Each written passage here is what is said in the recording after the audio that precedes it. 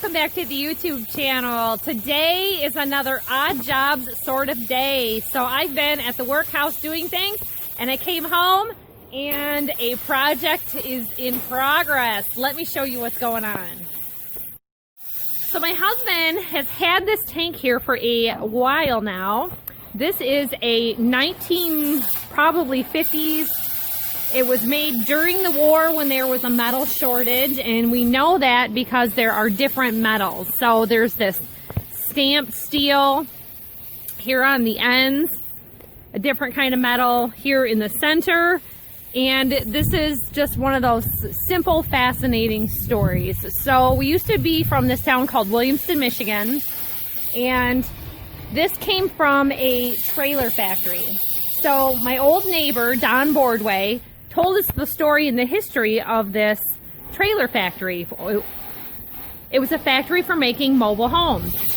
So in the 1950s, when all the GIs came home from the war, they could not build these little ranch houses for everybody fast enough. So mobile home sales took off, all the mobile home parks popped up, and they were beautiful, nice, quiet places. It's likely that, a lot of baby boomers were born while they were waiting for a home to be built from living in these mobile home parks. This is 7 feet high, and when ownership changed for this building, I don't know if Denver Corporation actually occupied the corner where this was at or not, but it is a microbrewery. Now. But it is a microbrewery and pub now. And as you can see here, there is a huge pile of metal that he's already cut off. Here's the other end that he's cut off there where I just was at.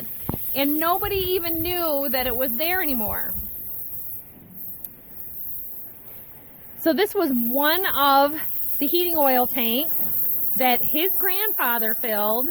And when it was discovered, they got a hold of his company and said, hey, do you want to come and get this tank? And we knew that we needed a culvert for the woods. So he's cutting the ends out so that we can use this as a culvert. It doesn't have to be, it can be a half culvert for what we're using. How long is this culvert? Or how long is this tank? Well, a 4,000 gallon tank is 14 feet long, same diameter. And this is 5,000 gallons.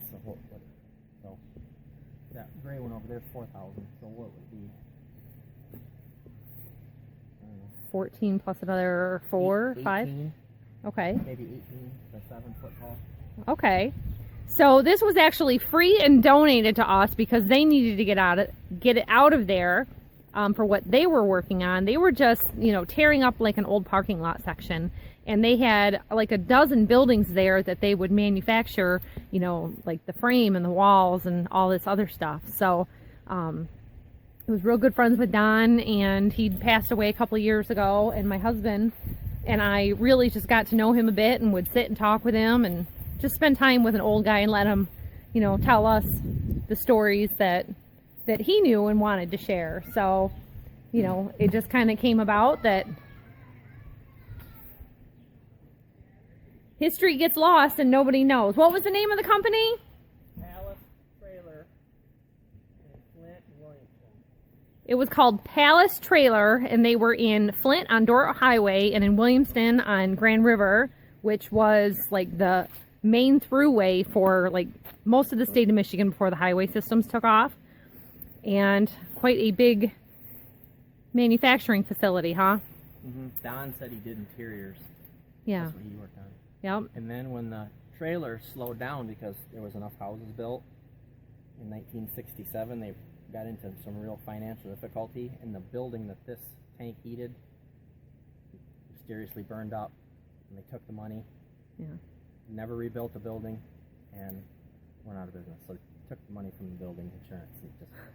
So it was just a slab. Yep. And then somebody else built, what were they building? Army wreckers. We took all the, remember, we're taking all the lubricants for the company, and they were sending, it was wreckers that went to the first Gulf War they used this building, and now it's a brewery. Yeah. They were doing something driving. The city bought it for a while, and there was loopholes that weren't followed through with that, and so then they had to sell it, so it could no longer house the police station. It was Habitat for Humanity. Yeah, that's right. For half of the building, and just a big industrial project that slowly over time got tore apart, but they didn't even know it was there. You see this nice job that they did tearing it open, and because of the different metal and the ground contact from it being there are holes through there are holes right through the metal caused by electrolysis, which is electricity in the ground, and it makes it very unusable, but it makes a great animal shelter. I mean, you could cut this just straight in half where the hole is and have it be a couple of really big pig huts. I mean, you could easily house, 25 pigs in here. It's huge. And I'm talking 25 pigs in each half. So we have a culvert that is probably a 12 to 15 inch culvert in the woods, and it really needs to be about, when we get a lot of rain, I would say it would probably be at capacity, probably a 2 foot wide culvert. So this is way overkill for what we need, but because it's an area that we can dig, he can go ahead and dig that out with the backhoe and use this.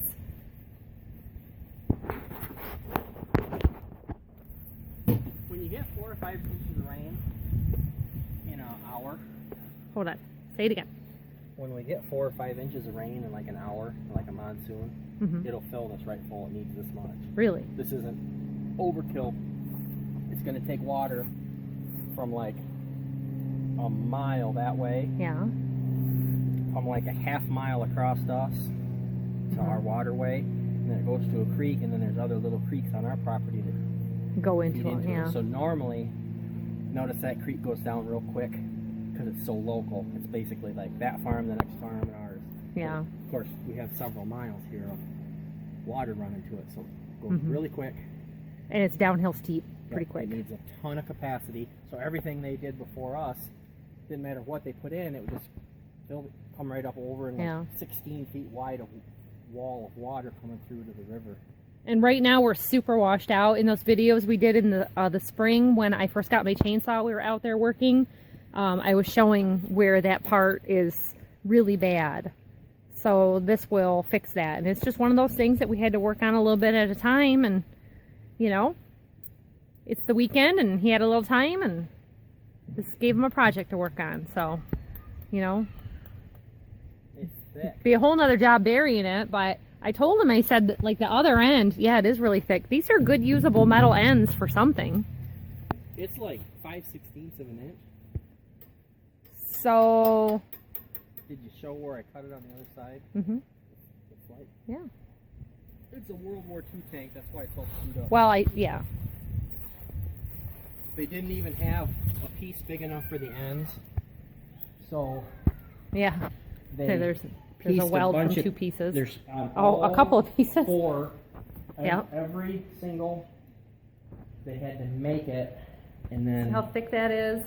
So anytime you see a tank with diamond plate and a mixture of different metals, it's because it was probably built in like 42 or 43 for that building, and they couldn't get everything they wanted. Yeah, they got little like stops here for the ends.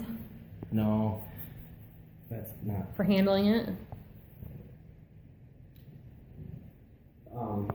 What they do, it's dirty. You pull on these like this, and that sucks the steel and tightens the bulkhead. So how long did, he said that this was one of his grandfather's biggest fuel oil stops. The biggest. Loads of fuel oil. The biggest. Loads of fuel oil leaks. So they had several tanks and several buildings. Like a dozen factory buildings. That's amazing. And this one was right next to the street.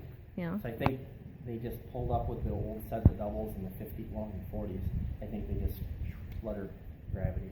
And the thing is, I mean, I lived there for, a while. And I never knew about it, and I'd kind of forgotten about it. And we were talking about Don the other day, and at the time when he worked at this trailer factory, he was renting the upstairs of an old house that had been converted to a duplex while he was waiting for his own house to be built. So he worked at the trailer factory for a while, saved his money. He couldn't get his house built either. Yep. Everybody was as busy as they could, he said. His house was built in 57 and they still couldn't get him built.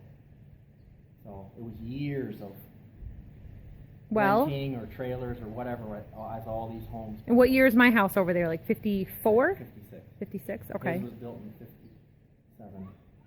So right after. The one on the other side of me was built in 58. Yeah. They were just busy. It's just neat, like when you're in a small town like that and you learn the history. When I was out and about, I don't remember why, but I came across the guy who did the mirror glazing for the big mirrors. So I have a really big fireplace with a big mirror over it in the basement and the bathroom mirror, and it was signed by this guy. And there's a neat little spot behind the insulation where they would make little notes or sign off on, you know, electrical or different things like that, or the inspector.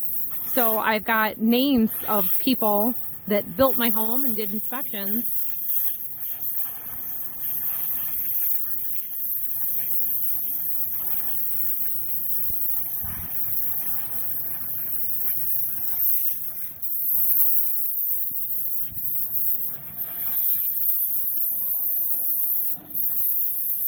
Not dreadful at all. The sweat just makes it burning more. Yeah.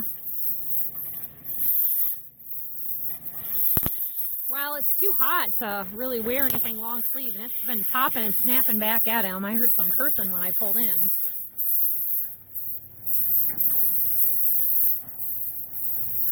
And you know, Harbor Freight torches are probably not so great either. We've had a lot of trouble with these torches. I don't know why they haven't been replaced yet.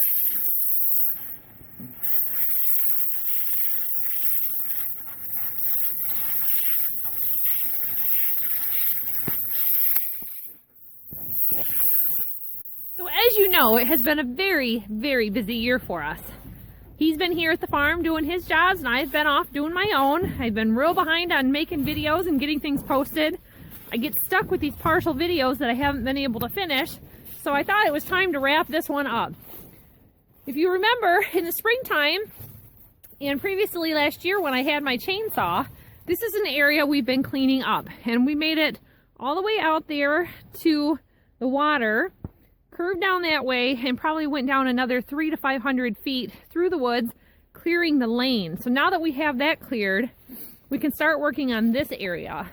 And as you can see, what was here has been washed out, and their culvert is way too small. It was here, you know, prior to us. We want to widen it, and that's what we're going to do with that fuel oil tank. We're going to bury it deep here. It's probably a 12 to 18 inch culvert.